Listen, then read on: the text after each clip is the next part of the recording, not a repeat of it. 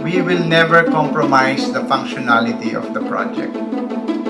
This time, we will prove that this model can actually be for the country and for the Filipinos. Let us not waste this opportunity. Papakita po natin na yung mga bagay na imposible sa Pasig, gagawin natin posible.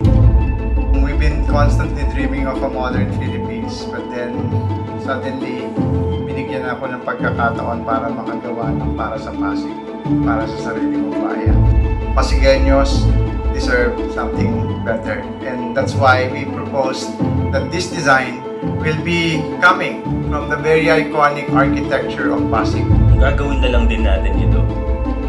Kailangan natin magpatayo ng bagong City Hall. Kailangan natin i-demolish yung structurally unsound na building.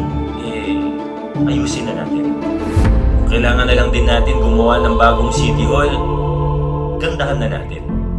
Siguraduhin natin na may pamamana natin to sa mga susunod na henerasyon ng mga Pasigueño.